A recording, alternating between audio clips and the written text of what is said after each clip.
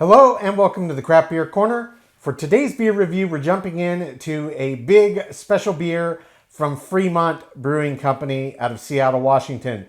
They're a brewer that I discovered from Tavour for the first time, never seen them available in my local stores. And this indeed is a 2021 release of a beer that I've had at least one, maybe two, even possibly three different releases from Fremont. And this specific beer is called the Rusty Nail. It is an Imperial Oatmeal Stout. This one clocks in at 12.3% ABV. This specific beer is bourbon barrel aged, and they have added cinnamon and brewer's licorice. So it's got a very unique flavor combination compared to most kind of barrel aged Imperial Stouts you come across. And if I recall correctly, this is rated in one of the top three, it could be even number one, number two, best oatmeal stouts in the world by Beer Advocate. And I remember all of the releases I've had of this and some of their other beers that are similar. Absolute top of their game. These are top tier, world-class examples of what these styles are about and can be. So getting to try a New Year's release of a beer I've had before, I always love to do. Lets you get a really good sense of how consistent a brewer is, see if they make any minor tweaks over time. But we're going to jump in. So this is the Rusty Nail. It's just got kind of a nice clean label design there, but it's got a nail going through the middle. Not too much else to talk about. Nice clean design from Fremont. This is a wax dipped, nice dark crimson shade of red. We got our trusty bottle opener with a nice pointy end, which is perfect for scoring right under the edge of that cap all the way through that wax. Take that off. That will give us a little area to get a grip. And yep, that came right off the first time. I'm just going to, as always, clean off any residual little bits of wax so we don't get that to drip down into the beer glass. There are worse fates, but I like to avoid it if I can. So that's nice and clean. Got our trusty stout glass here. Let's get this poured right in. Yeah, I remember this being very thick, very dark. I don't know how much more aggressively I can glug this, but I tried to intentionally glug it. Give it a chance to form whatever head it's going to do. It's very, very thick. It's also pretty active in terms of carbonation. So I don't know, I don't remember, since this is like a once in a year kind of beer that I get to come back to, how well that head is going to hold. It is quite active. I don't know if the camera's picking it up. Extremely fast, active carbonation, just shooting up out of this glass. So I don't know how well that head is going to hold, but it formed okay to start. And this is one that does put up a very big, robust, pungent aroma as it's sitting in the glass, even a foot, 2 feet away from your face. So visually, yeah, it's absolutely pitch black. It was extremely thick as I poured it. Let's get right up for a proper sniff. Oh yeah. Yeah, there's a lot really coming out of this aroma profile. So there's a very clear, big intensity from the roasted malts that went into making this beer. It smells very rich, very roasty, very earthy.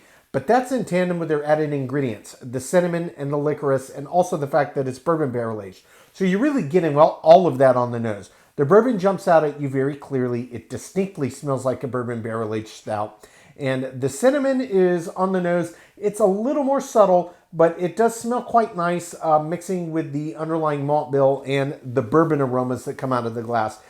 The licorice as well is a little on the subtle side in terms of the aroma, but that is rather to be expected. It's a big Imperial Oatmeal Stout, so the underlying malt bill is going to pop out, and it's bourbon barrel aged. That's such a big dominant aroma in any beer. Additives that maybe are a little more subtle on the aroma profile, they're going to kind of fall into the background. So you can, if you're being really astute, get them. It's just hard to differentiate and pick them out.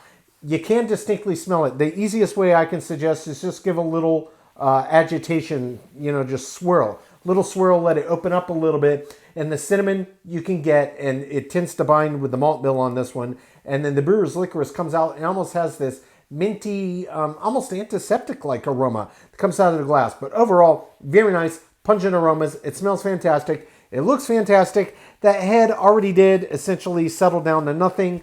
It's another stout like that. It is what it is, guys. But nonetheless, we're going to jump right in and see what this beer is all about on this 2021 release.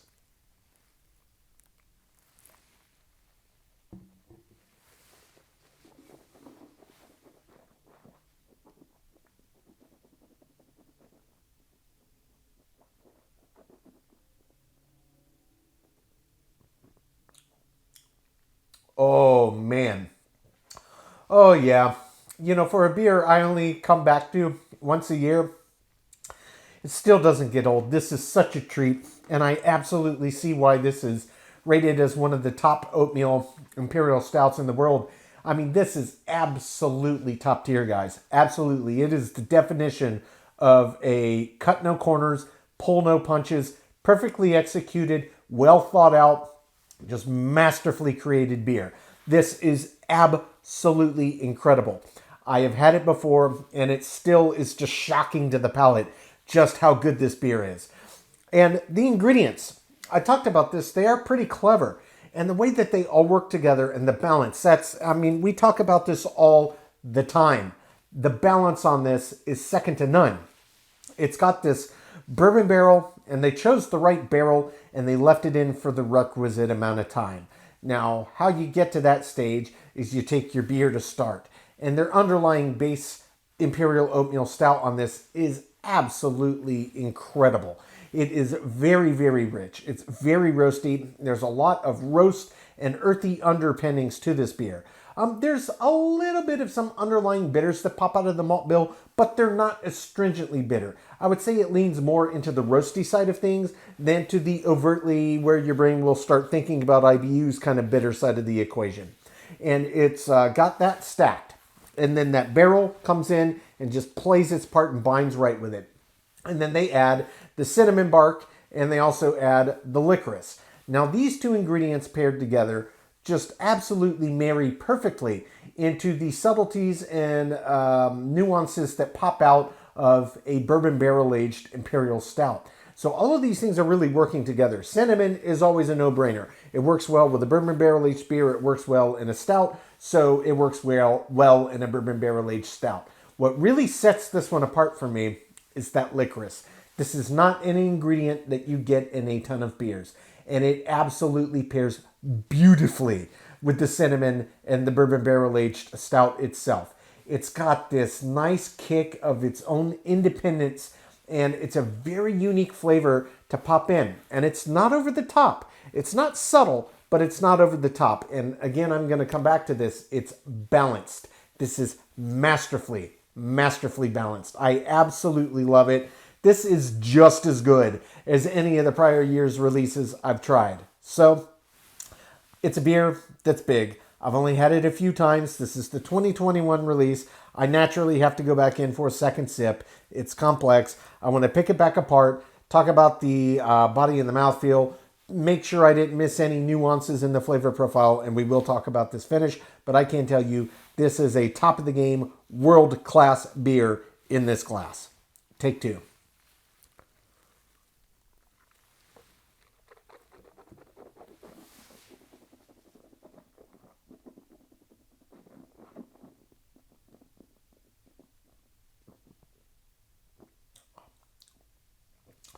Okay, so weight-wise, I would say that this is more or less medium heavy. 12.3, it's not a low ABV, but it's not as high as some Imperials, like a barley wine type. And yeah, this feels medium heavy. It feels like it's got some weight to it, some robustness to it, but it's maybe not quite as oppressively heavy as you would expect. It's a big, round, solid medium heavy, but I wouldn't call it a heavy beer per se. So maybe not quite as heavy as you would anticipate for this ABV range. The mouthfeel, on the other hand, is wildly different. It is extremely thick and viscous. You could see it when I was pouring it into the glass. It really glugs out thickly, and it feels thick. This is one of the more resistant mouthfeels you will find on any beer. It borders on chewy. It's got so much thickness and resistance to it. It is extremely viscous, and it's very, very nice. Which lends it to feeling very full in the mouth. And it is, even though it's not quite as weighty, quite as heavy, that thickness to it really does add another dimension, and it really does coat. Also, because of that thickness, it coats the palate, not just the stomach as you're swallowing on each sip. So what this does is really help all of these flavors linger all over the palate, and they're quite present. And really what you're left with, as you might expect, on the back of any barrel-aged Imperial Stout, The barrel is quite prominent. You can very clearly and distinctly pick out that residual bourbon barrel long after each sip. This is one of those stouts that's very wet, very full, very round to the end. No suggestion of dryness whatsoever. In tandem with that bourbon barrel, you can still really and very clearly get that underlying roasty malt bill. And like I said, it's not one of those bitter, pungent ones. It's just roasty. That's the biggest sense you get from it. It doesn't taste coffee-like, but it's kind of in that same vein of roasty. That's what I mean when I'm describing this malt bill. The cinnamon also still very clearly has a voice, and that underlying licorice also still very clearly has a voice.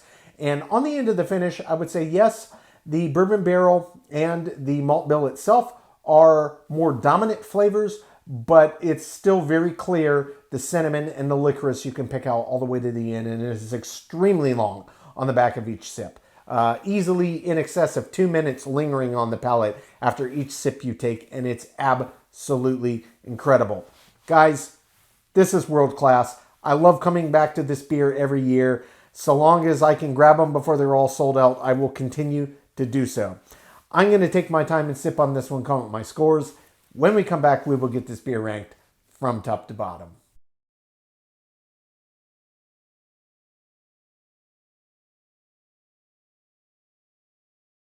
All right, now that we've gotten to enjoy this beer, we're going to get it ranked. This was Fremont Brewing Company's The Rusty Nail, the 2021 release. It's an Imperial Oatmeal Stout, clocking in at 12.3% ABV. It is bourbon barrel aged and has added cinnamon and licorice. Fremont is based in Seattle, Washington. So here we go. This is a beer I've had multiple times. It's always a treat. I mean, this is just a really, really well done Imperial Oatmeal Stout. And then the additives kind of take it to this next level. So as happened quite a bit as of late, really the beer swept most categories. So we're just going to talk specifically about the categories that it did not get a perfect score. The first of those is the body. This is a 12.3% ABV beer. It's not a low ABV. And the body really was just kind of medium heavy, It was above average, but for 12.3, you would expect it to have a lot more weight behind it, a lot more presence, a lot more oomph. I'm not saying that it was light at all, but for the ABV range, it definitely wasn't quite what I anticipated on the upper echelon end of the spectrum. But it was above average. The body does get a 7 out of 10. The second and final category where it did not get a perfect score is the head and retention. Look, this is a very thick beer. It pours out very thickly. It's one of those, I tried my best to give as much agitation as possible to give it the best chance. It did form a head, okay, took its time, but it was very active in terms of carbonation. When that happens, those combination of factors and the thickness of it, it does typically make it harder for that head to hold. Even though this is an oatmeal stout, and we do talk about how oats are the single best ingredient that you can add to a beer if you're trying to help with head creation and formation. It's just, this one's so thick. I am positive that if you got this off of a nitro tap, if Fremont does that at their facility, it would probably form a beautiful lush head. But poured at home, it is what it is. It was below average. Head and retention does get a 3 out of 10. Perfect 10 out of 10 in all 8 remaining categories. That's aroma, taste, mouthfeel, finish, appearance, balance, feeling/intangible, and example of style. So that does bring the total score on the 2021 release of Fremont Brewing's The Rusty Nail to a 90 out of 100. So well above average beer, guys. As we talk about, this is by Beer Advocate, a very well-known craft beer publication, rated in their top, I think it's easily top 10, probably top 5. I think it might be in the top 3, maybe number 1, number 2, Imperial Oatmeal Stouts in the world. And I absolutely, every time I have this, I agree with their assessment. This beer is special. So you may be saying, well, if I agree and it's that great, it only got a 90. You review a lot of beer. Look, I have to rate how I experienced it. The body was not as robust as you would expect for this ABV range, and the head and retention is what it is. If we assume that this poured a fantastic head, that's 7 more points there, it's already a 97. Still, we're splitting hairs here. I stand by. This is an absolutely world-class Imperial Oatmeal Stout. if you're into these big beers and or you've never had the opportunity to try the Rusty Nail, definitely keep this one on your radar. It is one that gets snatched up and sells out quickly. I can tell you that. A few years I haven't been able to get my hands on it. Tavour is a great way. You may check Total Wine in your area. I don't know if they carry this, but absolutely worth it. This is a big stout lover's dream. It's one of those world-class beers that absolutely has to be tried at least once. Folks, that's today's review. As always, I do sincerely appreciate you tuning in today. Please don't forget to like, comment, and subscribe. If you want to stay in the loop when our videos go live, just turn on your notifications, hit that bell icon. It's right next to the subscribe button. Until next time, keep it beer, keep it craft. We'll see you on the next one. Cheers.